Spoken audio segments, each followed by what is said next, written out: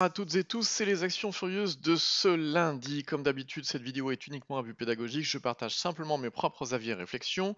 Les actions présentées ne sont en aucun cas des conseils d'achat ou de vente et vous êtes seul responsable de vos investissements. Pour me suivre, c'est sur Twitter, @trendfrance.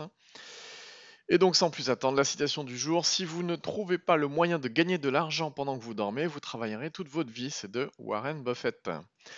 Allez, on passe au CAC. C'est toujours moche, mais c'est moins moche. On est très très très très loin de la résistance dynamique. On est très très très loin d'avoir une zone de force. Donc pour l'instant, c'est pas mal de s'abstenir quand on peut. Euh, Si on regarde parmi les furieuses, qu'est-ce qu'on a? On a Dassault Aviation qui vient une fois de plus. Vous voyez, on avait mis une zone de surveillance ici qui vient une fois de plus de taquiner sa résistance oblique. Donc là, si ça passe, ça peut être très intéressant. Les volumes commencent à être croissants.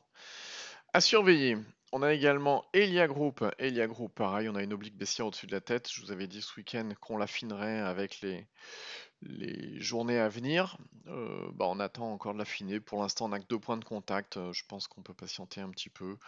Au pire des cas, voilà, ça c'est un niveau également à surveiller.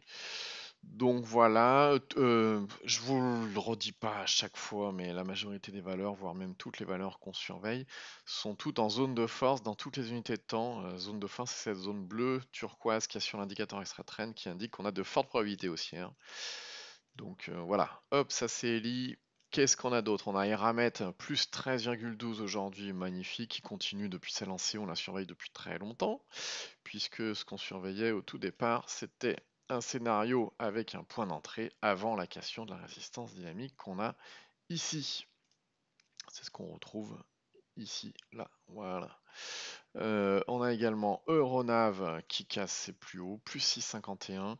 Ce week-end, je vous disais, on va surveiller la résistance oblique qui est là parce qu'elle est bien pertinente, parce qu'on a 4 points de contact. Mais effectivement, ça n'a pas manqué pas mal, avec des bons volumes.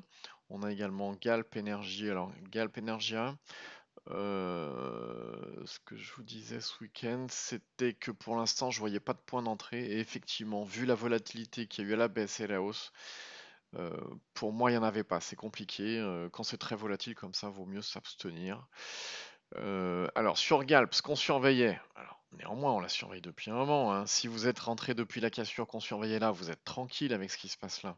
Mais je parlais ici simplement pour ceux qui cherchent un point d'entrée, c'est pas le moment.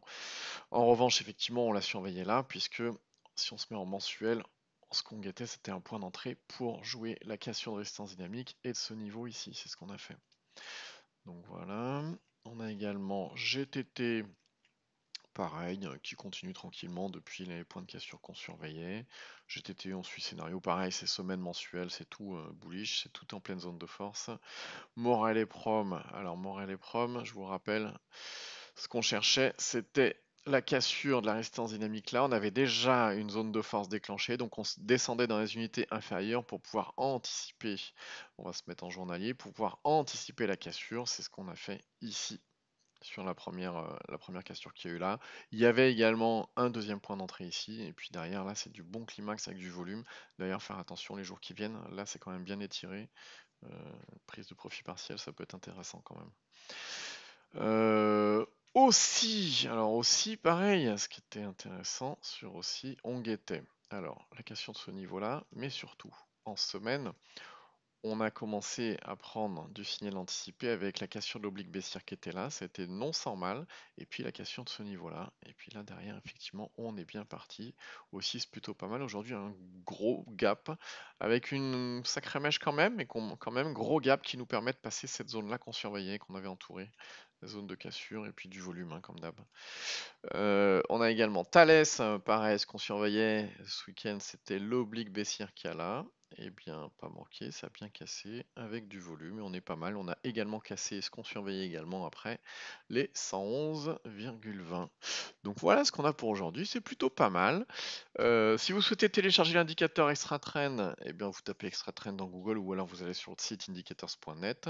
Sur ProRetime actuellement, il y a un coupon de réduction de 30 € sur l'indicateur Extra Trend avec le code TREND30 TREND en majuscule. Donc voilà, et puis bah, n'hésitez pas à laisser un commentaire sympathique. Si vous découvrez cette chaîne, vous abonnez, vous cliquez sur la petite cloche, et tous les soirs en temps réel, vous êtes alerté dès que je publie ma vidéo. Allez, bonne soirée, à demain.